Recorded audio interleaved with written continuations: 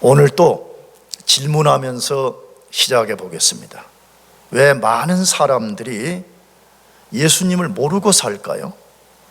왜 많은 사람들이 예수님을 안다고 말하지만 심각한 오해를 하고 살까요?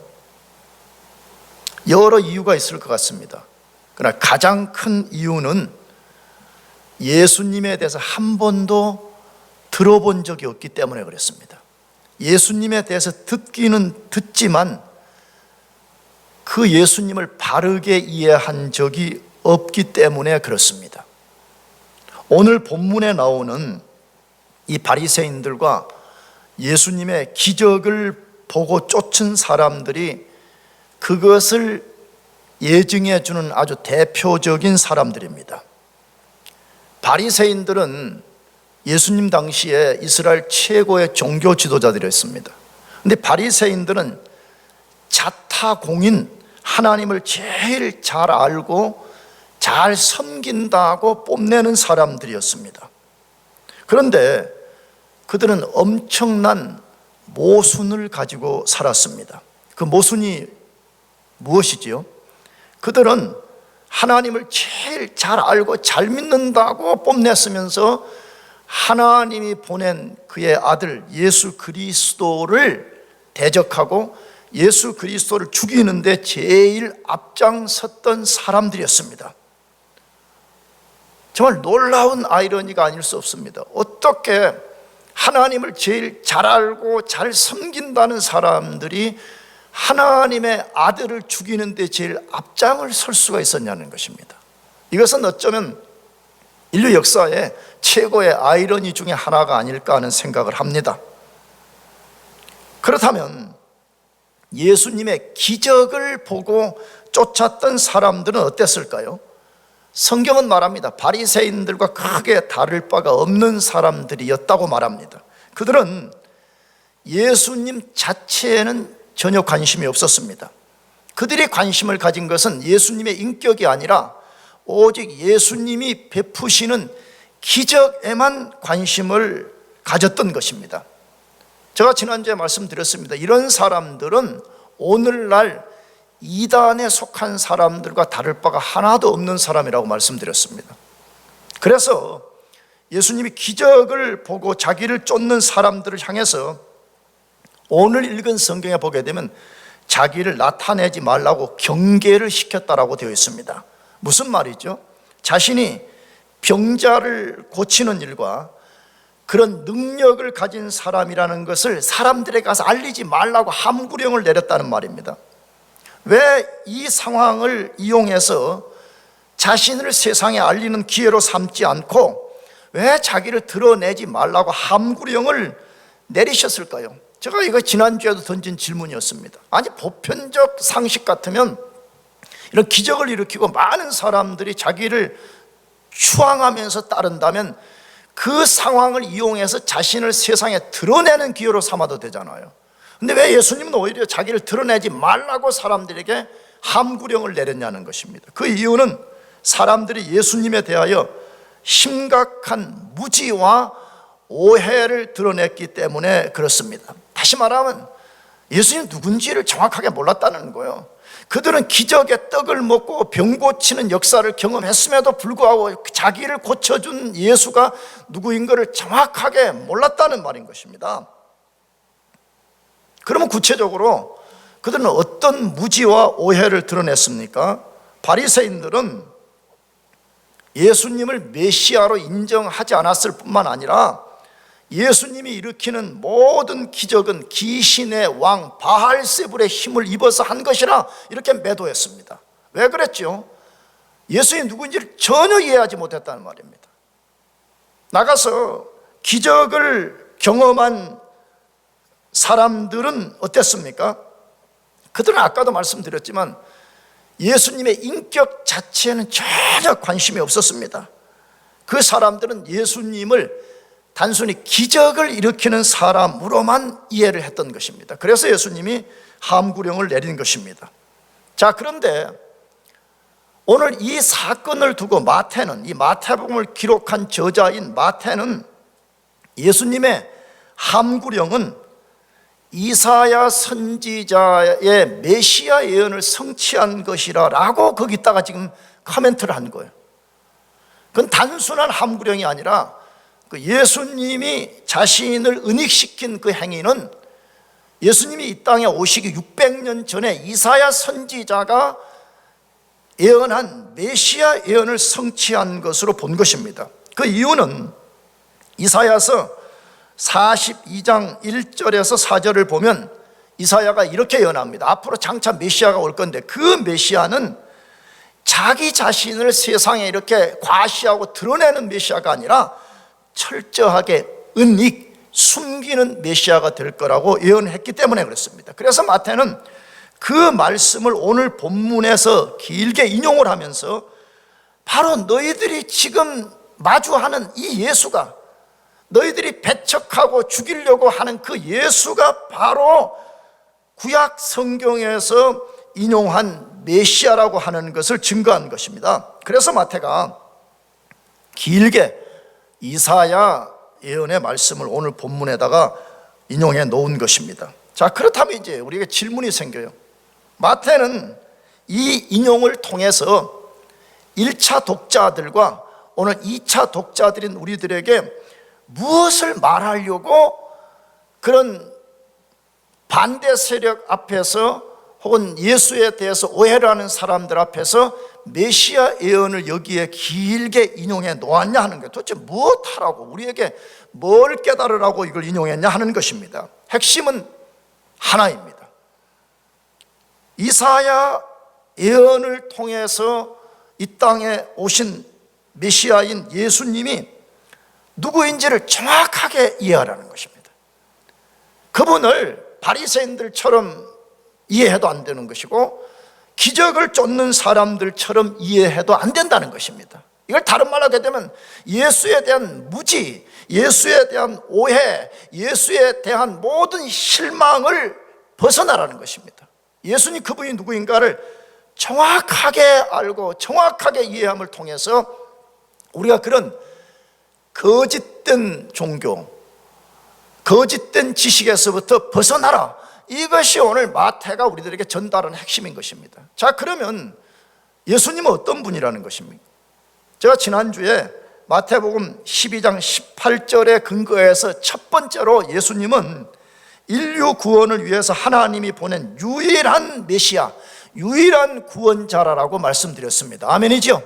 예수님이 누구냐 할 때 예수님은 하나님이 인류를 구원하기 위해서 이 세상에 보내신 유일무이한 메시아, 다시 말하면 구원자라는 것을 말씀하는 것입니다. 지난주에 그렇다면 이 말씀의 핵심은 뭐라고 말씀을 드렸어요? 모든 사람은 그분 자체에 초점을 맞춰야 된다는 것입니다. 여러분, 세상 종교와 기독교의 차이점을 알고 있습니까? 세상 수많은 종교와 이 기독교의 큰 차이점이 하나 있습니다. 세상 종교의 특성은 뭐냐 그러면 그 종교를 창시한 창시자의 인격에 대해서는 전혀 관심이 없습니다. 여러분, 비근한 여러 불교나 이슬람교를 보시기 바랍니다. 그들은 그 종교의 창시자의 인격에 대해서는 별로 관심이 없습니다. 그들은 그 창시자가 무슨 말을 했는지에만 관심을 갖고 있는 것입니다. 반대로 기독교는 어떻습니까? 기독교의 모든 핵심은 이 기독교를 창시한 예수 그리스도 그분의 인격에 있습니다. 동의하십니까? 기독교는 이겁니다. 기독교는 무슨, 지난주도 말씀드렸지만 착한 인간 되라, 세상에서 성공하는 인간 되라, 그런 것이 복음의 핵심이 아닙니다. 그게 기독교의 핵심이에요. 기독교의 핵심은 뭐냐 그러면 그 예수가 누구냐는 것입니다. 예수의 인격은 어떤 인격이냐, 그는 어떤 본성을 가진 분이냐, 그는 어떤 특성을 가진 분이냐, 그는 무엇 때문에 이 세상에 오셨는가. 다시 말하면 예수 그분의 인격에 초점을 맞추는 종교가 기독교인 것입니다. 그러면 성경 말씀은 필요 없는 것입니까? 질문할 수 있는데, 성경 말씀은 그분의 인격 때문에 우리가 읽고 듣는 것입니다. 아멘? 기독교의 가장 본질은 예수 그분이 누구냐는 거예요. 예수 그분이. 마태는 말합니다. 예수 그분은 하나님이 죄로 인해서 처참하고 비극적 상황 가운데 있는 인류를 구원하기 위해서 보내신 유일한 구원자라. 이것이 마태가 우리에게 들려주는 첫 번째 메시지인 것입니다. 자, 그러면 두 번째로, 오늘 본문에서는 이게 첫 번째인데, 그럼 두 번째로 예수님은 어떤 분이냐 하는 것입니다.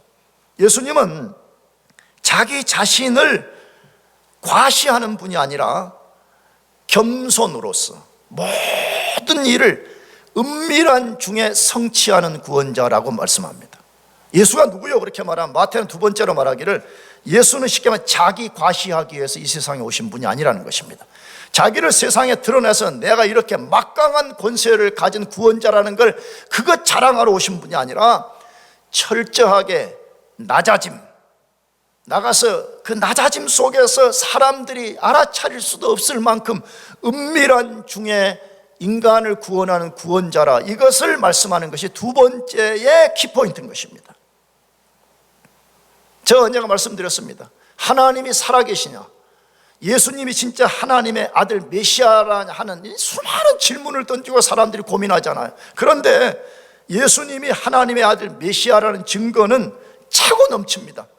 그래서 내가 무슨 말씀을 과거에 설교 때 들었냐 그러면, 대부분 사람들이 하나님이 살아계신 걸 보여달라, 증거를 보여주면 믿겠다는 식이에요. 저도 처음 예수 믿을 때 복음을 이해하지 못해가지고 그랬거든요. 저도 굉장히 오랫동안 복음을 누가 이렇게 설명해 준 적이 없어가지고 주워들은 이 풍월에 의해가지고 하나님을 볼 수 있다라고 생각하는 것이에요. 그래서 저도 계속 하나님을 보여주세요, 하나님을 보여주면 제가 하나님을 믿겠습니다, 이렇게 제가 했었습니다. 그런데 거의 100%는 하나님이 자기 자신을 보여주지 않습니다. 보여주지 않는 이유 중에 하나는 보면 우리는 죽어버립니다. 하나님이 왜 자기 자신을 안 보여주냐 이거예요. 그거는 이미 하나님이 살아계신다는 증거를 차고 넘치게 이 세상 속에 꽉 채워 놓았기 때문에 이제 증거가 더 필요한 것이 아니라는 거예요. 이제 필요한 것은 겸손히 너희가 내 앞에 무릎을 꿇고 마음을 열고 하나님을 진짜 너희들의 왕으로 받아들여라. 이게 하나님의 요구인 것이거든요. 자, 그렇다면 왜 사람들이 예수님이 하나님의 아들 메시아라는 증거가 차고 넘침에도 불구하고 메시아로 받아들이지 않았을 뿐만 아니라 심각한 오해를 했을까요? 지금도 그렇지만 예수님 당시에 우리 마태복음 읽어보게 되면 너무 많은 예수님에 대한 오해, 무지, 예수님을 대적하고 심지어 예수님을 죽이려고 음모까지 꾸몄더라, 그렇게 돼 있잖아요. 그거 왜 그러는 거예요? 왜 예수님이 메시아라는 증거가 차고 넘치는데도 사람들은 인정하지 않고 조금 반응한다는 것이 오해 속에서 반응하냐 하는 것이에요. 여러분, 핵심적 이유는 사람들, 그들의 눈으로 볼 때 예수님이 메시아처럼 보이지 않았던 것입니다. 굉장히 중요한 이야기입니다. 자기들의 기준으로 볼 때, 자기들의 눈으로 볼 때 메시아라고 온 예수님이 메시아처럼 보이지 않았던 것입니다. 여러분, 왜 그렇죠? 성경과 하나님은 예수가 내가 인류를 구원하게 보낸 메시아라고 선포하고 수많은 증거를 보는데도 왜 사람들은 예수는 메시아가 아니라고 그렇게 말했냐 이거예요. 사람들은 어떤 기준을 갖고 있었기에 예수님을 메시아로 받아들이지 않았냐는 것입니다. 우리가 알지만 사람들은 메시아는 물리적 영광을 가지고 이 세상에 임해서 그 당시에 이스라엘의 원수들인 로마를 완전히 싹쓸이 해버리고 심지어 바리새인들의 기준에 볼 때 죄인이라고 하는 사람들을 일거에 완전히 진멸시켜버리는 그런 메시아로 이해하고 있었습니다. 그런데 메시아라고 하는 예수님이 와서 하는 거 보니까 자기들의 기준과 전혀 맞지가 않았습니다. 자기들이 기대했던 메시아가 아니었습니다. 자기들의 눈으로 볼 때는 예수는 절대 메시아가 될 수 없다라고 그들이 생각했던 것입니다. 그래서 그들은 예수님을 철저히 배척하고 예수님을 조금 따라다니다가 나중에 실망해서 기적을 경험했던 사람들이 예수님을 십자가에 못 박을 때에 같이 십자가에 못 박으라고 소리치는 사람들이 되었던 것입니다. 여러분, 굉장히 조심해야 됩니다. 오늘도 나도 여러분도 예수님을 우리가 정확하게 알아야 됩니다. 아멘이죠. 바리새인과 기적을 쫓은 사람들처럼 예수님을 따르게 되면 바리새인들처럼 예수를 대적하게 되고, 나중에 예수 좀 기대했다가 자기 기대에 안 맞으면 실망하고 예수를 십자가에 못 박은 사람들처럼 될 수 있다는 것이. 그러므로 우리가 예수님을 정확하게 아는 것이 필요해요. 그런데 정확하게 안다는, 그러면 그 근거가 뭐냐는 것입니다. 그것은 성경이 도대체 예수님을 어떤 메시아로 소개하는, 다시 말하면 마태의 관점에서는 이사야 선지자는 장차 올 메시아를 뭐라고 예언했냐, 여기에 우리가 주목해야 된다는 말입니다. 내가 그린 예수, 내가 그린 메시아, 내가 만든 하나님이 아니라 성경에서 말하는 하나님, 성경에서 말하는 예수가 어떤 분인가를 우리가 정확하게 캐치업하는 것이 필요하다 이 말이에요. 자, 그러면 마태는 그 메시아는 어떤 메시아라고 말합니까? 오늘 본문 12장 19절을 다 같이 읽어보겠습니다. 시작. 그는 다투지도 아니하며 들레지도 아니하리니 아무도 길에서 그 소리를 듣지 못하리라. 자, 마태는 이사야 선지자가 예언한 메시아의 두 번째 특성을 말하는데, 그는 다투지도 아니하며 들레지도 아니하리니 아무도 길에서 그 소리를 듣지 못하리라 라고 말씀하고 있습니다. 자, 여기 이 말씀에는 마태가 지금 그 메시아는 세 가지 특성을 가진다고 말해요. 그 세 가지 특성이 뭐래요? 첫째, 자기 의로움을 내세우기 위해서 사람들과 뭐 하잖아요? 다투잖아. 내가 하나님의 아들이다, 내가 바로 의의 왕이다 하는 것을 사람들과 논쟁해서 이겨먹기 위해서 사람들과 다투지 않는다라고 말씀하고 있습니다. 두 번째 특성은 뭐라고 소개되어 있어요?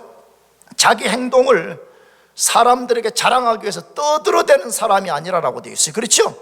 여기 들레지도 않는다 이 말이 그 말이잖아요.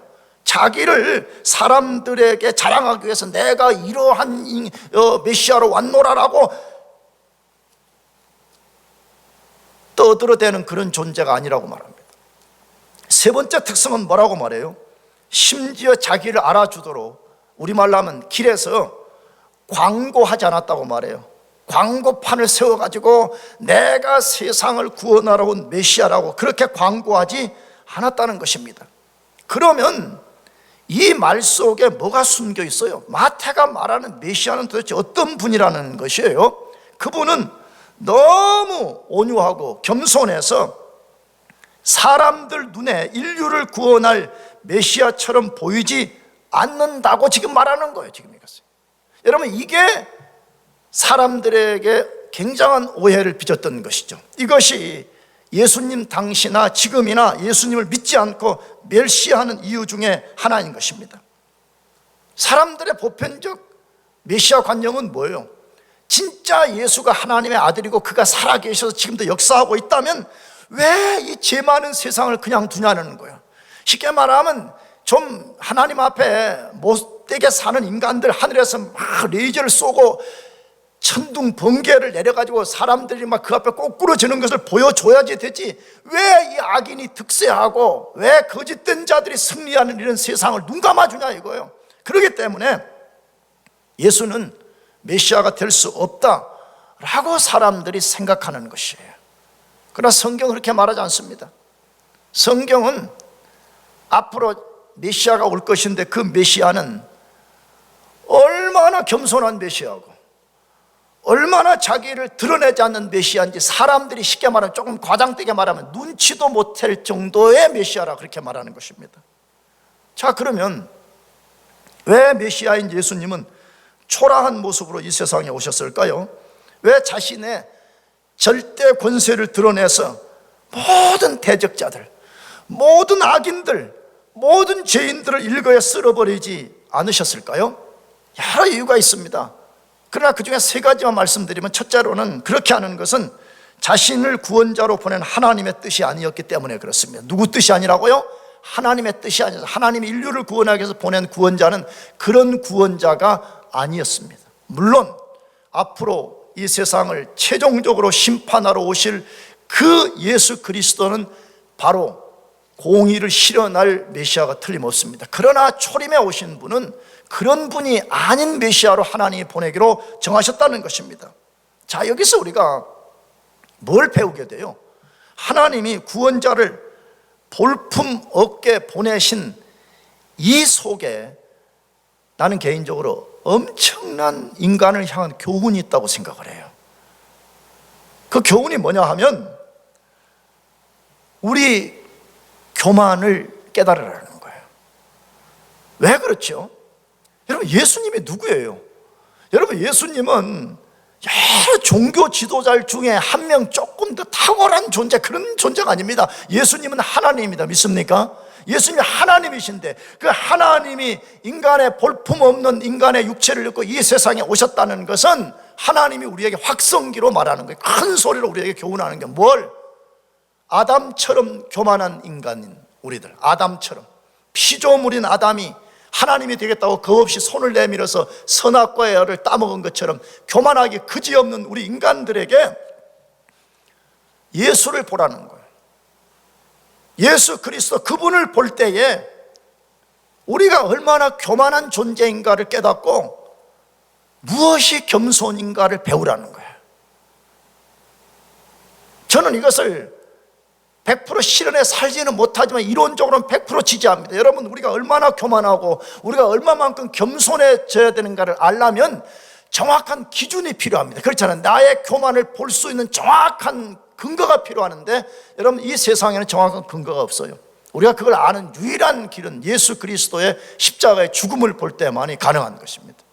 그래서 하나님이 예수님을 그런 아주 연약한 인간의 몸을 입고 와서 사람들로부터 배척을 받을 만큼 그런 모습을 보낸 것은 하나님이 우리 인간의 교만을 역설적으로 지적하는 것이에요. 나의 아들이, 영광의 아들이 너희를 구원하기 위해서 이 땅에 이 모습으로 왔다면 도대체 너희가 그 앞에서 어떤 반응을 해야 되는지를 생각해 보라는 거 아니겠습니까? 나가서 하나님이 예수님을 그런 초라한 모습으로 보내신 것은 예수님은 사람들을 심판하신 후에 자신이 얼마나 큰 권세를 가졌는지를 자랑하러 오신 것이 아니기 때문이라고 말씀하는 거예요. 나가서 세 번째로 예수님이 그런 모습으로 오신 것은 인간의 비참한 죄로부터 구원하는 것은 인간을 논리적으로 혹은 물리적으로 이겨먹는다고 구원할 수 있는 것이 아니기 때문에 그런 것입니다. 다시 말하면 논쟁을 해갖고 이겨먹거나 아니면 물리적 힘을 가해가지고 나에게 굴복해 그런다고 구원이 발생하는 것이 아니기 때문에 예수님께서 아주 낮아진 모습으로 오셨다는 것입니다. 그러면 예수님이 다투거나 들레지 않는 가장 큰 이유는 무엇입니까? 인간을 구원하는 유일한 방법은 비참한 인간의 친구가 되시고 그들을 대신해서 십자가에 죽으시는 것이기 때문에 겸손한 모습으로 오셨다는 것입니다. 나가서 예수님 그런 모습으로 오신 가장 큰 이유 중에 하나는 예수님의 진정한 능력 때문입니다. 그분이 구원하는 진정한 능력을 갖고 있기 때문이라는 것입니다. 예수님은 자신을 과시하지 않고 큰 소리 치지 않고 자랑하지 않고도 인류를 죄에서 구원할 수 있기 때문에 그렇게 오셨다는 것이 믿으시기 바랍니다. 예수님은 2000년 전이나 지금이나 똑같은 방식으로 일합니다.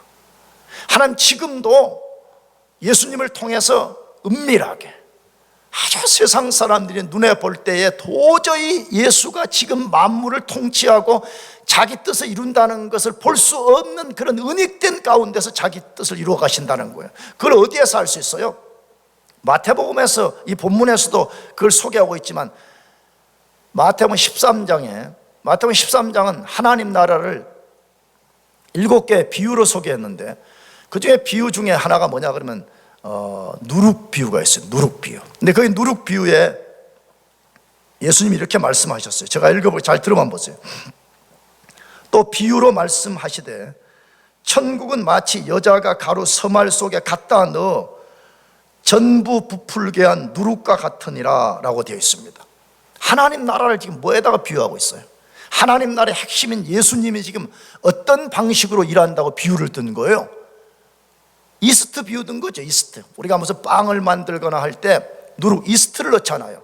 그런데 우리가 알지만 이스트는 조금만 누룩 속에 넣잖아요. 그 누룩 속에 넣어서 이제 이 밀가루를 섞으면 그 속에서 누룩이 어떻게 일하는지 보이지도 않습니다.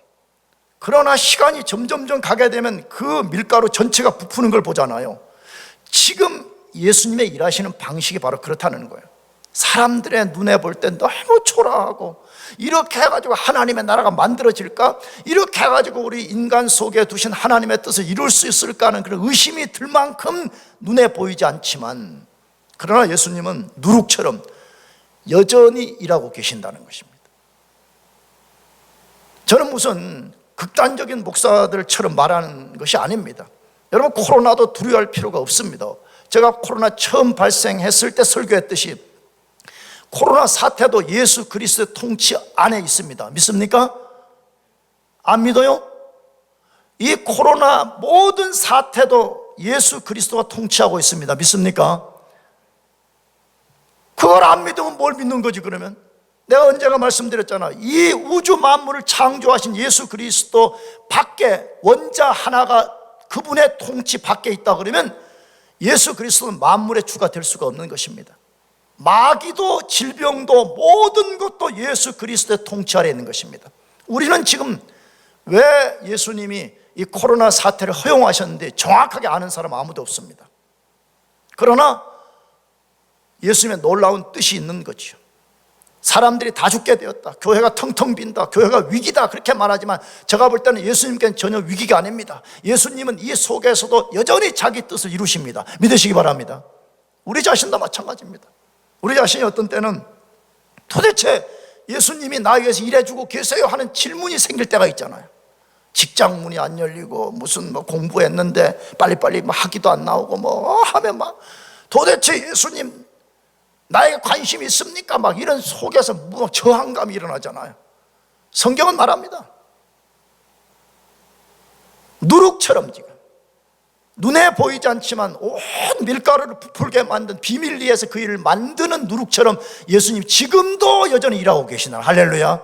그렇기 때문에 예수님이 세상 사람들 기대처럼 자기를 과시하고 물리적으로 자기를 드러내고 그런 분이 아니라고 말씀해요. 그러므로 우리가 예수님이 어떤 분인가를 우리가 정확하게 이해한다면 우리는 코로나 사태 속에서도 혹은 우리 개인의 삶이 내가 원하는 대로 당장 뭐가 열어지지 않을 때도 여전히 주님이 은밀한 중에 일하신다는 것을 믿고 우리가 실망을 떨쳐버리고 오히려 그럴수록 더 그분에게 집중해야 되는 것입니다. 그렇게 하시기를 축복합니다. 마지막 세 번째는 예수님은 어떤 분이냐 할 때 예수님은 연약하고 비참한 인간에게 자비를 베푸시는 구원자라고 말씀합니다.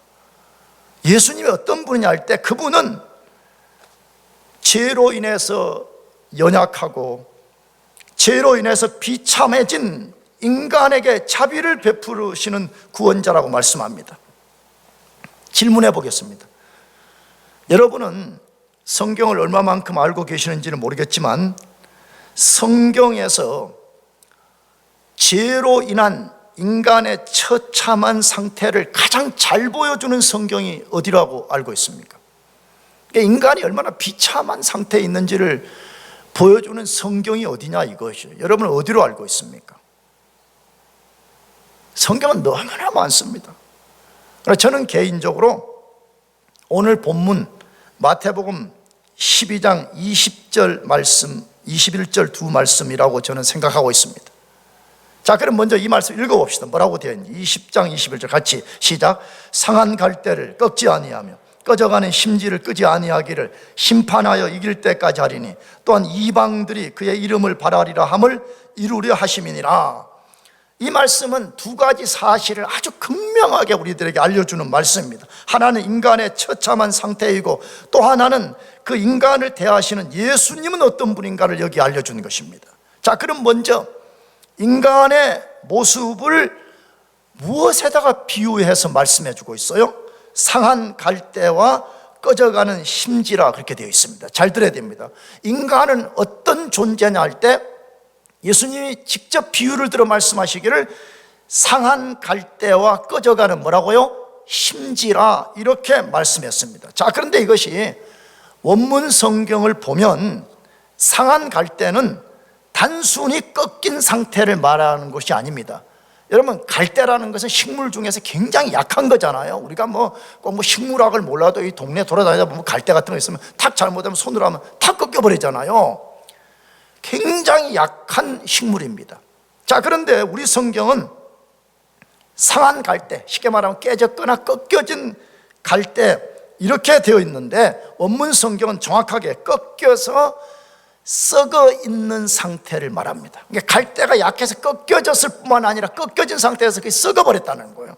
뭘 말하는 것이에요?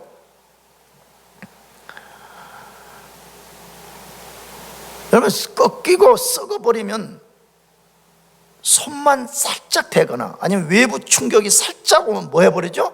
부스러져 버리는 그런 존재라는 것이에요. 나가서 또 하나 예를 든 꺼져가는 심지는, 이것도 원문 성경에 보게 되면 시제가 그렇게 되어 있어요. 불이 꺼져가고 있는, 지금 막 불이 지금 심지에서 막 꺼지려고 막 이런 상태가 아니라 이미 불이 꺼져서 연기만 풀풀 풍기는 상태로 기록되어 있습니다. 여러분, 이 두 가지를 그림을 통해서 뭘 말씀하시는 거예요? 하나님을 떠난 인간의 상태가 얼마나 비참하고 절망적인가, 이걸 알려주는 거지. 여러분, 우리 인간들은요, 그냥 밥 먹고 살고 세상에서 얼마나 건강하고 잘나냐 그러면 다 막 잘난 그런 사람들이 많으니까 이런 말을 하면 잘 와닿지 않습니다. 그러나 지금 예수님 말씀하는 것은 뭐냐? 하나님을 떠난 인간, 쉽게 말하면 나무 뿌리가 땅에서부터 확 뽑혀버린 것과 같은 그런 인간의 상태의 비참함을 이 두 가지 비유를 통해서 우리들에게 알려주는 것입니다. 사실입니다. 그리스도 밖에 사는 사람들은 자신을 대단한 존재인 것처럼 생각할지 몰라도 썩은 갈대 같아서 작은 충격에도 완전히 부서져 버리는 매우 허약한 존재라는 것입니다. 그래서 성경은 일관되게 말합니다. 그리스도 밖에 있는 인간, 하나님을 떠난 인간은 누구냐? 아담이라고 말해요. 누구라고요? 아담. 여러분, 아담이라면 아담아에서 왔는데 아담아가 흙에서 온 거잖아요. 인간은 하나님을 떠나는 순간에, 인간 속에 하나님의 생명이 떠나버리는 순간에 인간은 아담, 흙이다, 이렇게 말하는 것이에요. 사실입니다. 저는 오늘 아침에 교회 오기 전에 어느 신학자가 쓴 책을 하나 읽었는데, 그분이 요한복음 15장 포도나무 비유를 든 내용이었는데, 그분의 핵심이 뭐였었냐 그러면 우리 인간 자체는 아무것도 아니라는 거예요. 아무것도 아니라는 거예요. 저는 그 말에 책을 읽으면서 속으로 100번 1000번 동의했습니다. 우리 인간 자체는 포도나무에서 잘려진 가지 같은 존재이기 때문에 아무것도 아니라는 것이에요. 예수님이 지금 우리 인간은 그런 존재라고 지금 말하는 거예요. 인간은 상한 갈대, 나가서 지금 불이 꺼질랑 말랑하는 존재가 아니라 불이 완전히 꺼져버려서 생명이 없는 그런 존재라고 말합니다. 근데 이것을 다른 성경 에베소서 2장 1절에는 그런 인간을 뭐라고 말해요? 허물과 죄로 죽었다라고 말해요. 허물과 죄로 뭐 했다고요? 죽었다고 말해요. 제가 다른 성경 공부나 설교 때 많이 했기 때문에 지금 설명은 오늘 안 하려고 그래요. 허물과 죄로 죽었다 그러면 이걸 이해하지 못하는 사람은 뭔 소리 하냐고, 내가 지금 학교도 다니고 돈도 벌고 하는데 나를 죽었다고 말하냐. 여러분, 이거 핵심은 누구로부터 끊어진 걸 말하죠? 하나님으로부터 끊어진 채 사는 사람을 허물과 죄로 죽었다고 말합니다. 에베소서 3장 18절은 저희 총명이 어두워지고 저희 가운데 있는 무지함과 저희 마음이 굳어짐으로 말미암아 하나님의 생명에서 떠나 있도다라고 말합니다. 여러분, 그리스도 밖에 있는 사람은 대단한 것 같지만 언젠가 자기가 대단하지 않다는 것을 직면하는 날이 오게 됩니다. 나가서 인간의 이 비참한 상태를 로마서 3장 10절에서 18절 더 구체적으로 말씀하는데 제가 읽어드리겠습니다. 잘 들어보세요. 기록된 바 의인은 없나니 하나도 없으며, 의인은 있대요 없대요? 하나도 없으며 깨닫는 자도 없고 하나님을 찾는 자도 없고. 여러분, 인간은 그냥 가만히 두면 절대로 하나님을 찾을 수 없다고 말해. 여러분이 혹시 여러분이 예수 믿고 싶은 마음이 생겼다거나 여러분이 혹시 영광교회 한번 가보고 싶다 마음이 생겨서 왔다 그러면 여러분 스스로의 힘으로 된 것이 아니라고 말해요. 보이지 않는 하나님이 배후에서 역사하셨다는 증거인 것입니다. 아무도 하나님을 스스로 찾을 수 없다고 말해요. 나가서 뭐라고 말해요? 다 치우쳐 함께 무익하게 되고 선을 행하는 자는 없나니 하나도 없도다. 그들의 목구멍은 열린 무덤이요 그 혀로는 속임을 일삼으며 그 입술에는 독사의 독이 있고 그 입에는 저주와 악독이 가득하고 그 발은 피 흘리는데 빠른지라 파멸과 고생이 그 길에 있어 평강의 길을 알지 못하였고 그들의 눈앞에 하나님을 두려워함이 없느니라 함과 같으니라 라고 말씀하고 있습니다. 뭐 말해요? 인간은 예수님 말씀처럼 상한 갈대와 같고 꺼져가는 심지 같은 존재라고 말씀하고 있습니다. 자, 그러면 우리 상식으로 아니면 바리새인들의 상식으로 이런 인간들을 예수님이 어떻게 대하시는 것이 상식적이에요? 여러분이 원하는 것 말고 그냥 보편 이런 인간을 예수님이 어떻게 대하시는지 커먼 센스예요. 공의의 칼로 인간을 날려버리는 것이 커먼 센스입니다. 그렇잖아요. 지금 인간 언급 내가 한 것들이 인간이 다 어디 괜찮은 게 있다고 지금 말한 게 아니잖아요. 철저하게 하나님 없는 대적하는 삶을 사는 인간에게 그렇게 하는 것이 바리새인들의 기준에도 맞고 보편적인 우리의 인과응보적 관점에서 맞는 거잖아요.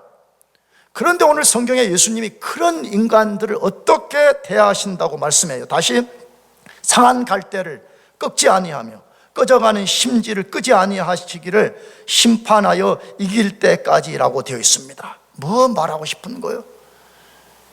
예수님 인간이 아무리 죄로 있는 비참한 상태에 있다 할지라도 도저히 그 사람에게 기대할 것이 단 1이 없다 할지라도 예수님은 그런 사람들을 바리새인들처럼 몰인정하게 심판하고 파멸 가운데 던지지 않으시는 분이라고 말씀합니다. 믿으시기 바랍니다. 예수님이 바로 그 위를 위해 다시 말하면 하나님을 떠나서 비참하게 살고 있는 그 인생들에게 그의 자비를 베풀기 위해서 그분이 이 세상에 지금 오셨다는 것이에요.